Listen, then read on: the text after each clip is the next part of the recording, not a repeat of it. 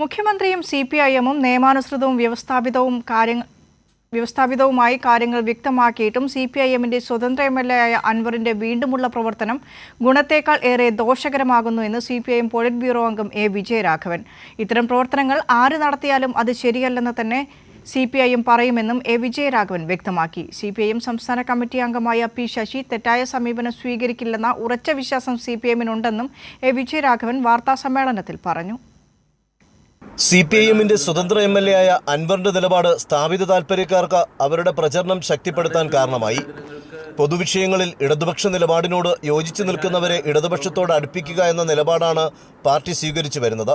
അങ്ങനെയുള്ളവരെ അൻവറിന്റെ പ്രസ്താവനകൾ ദുർബലപ്പെടുത്തുന്നുവെന്നും CPIM പോളിറ്റ് ബ്യൂറോ അംഗം A. വിജയരാഘവൻ പറഞ്ഞു. മുഖ്യമന്ത്രി വ്യക്തമാക്കിയതോടെ ആ വിഷയവുമായി ബന്ധപ്പെട്ട കാര്യങ്ങളിൽ നല്ല വ്യക്തത വന്നു കഴിഞ്ഞു.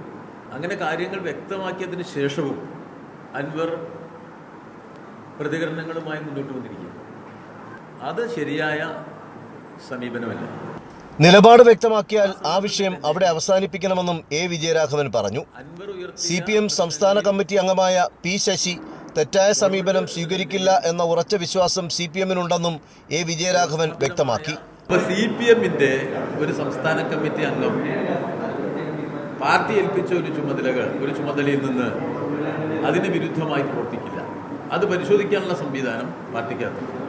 വയനാട് ദുരന്തത്തിൽ പ്രാഥമിക ജീവിത മൂല്യങ്ങളിൽ നിന്ന് മാറി നിന്ന് കേരളത്തിലെ ചില മാധ്യമങ്ങൾ ഗൂഢാലോചന നടത്തി വാർത്തകൾ നൽകുന്നു.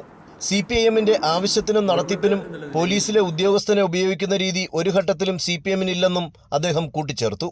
കൈരളി ന്യൂസ്, തൃശൂർ.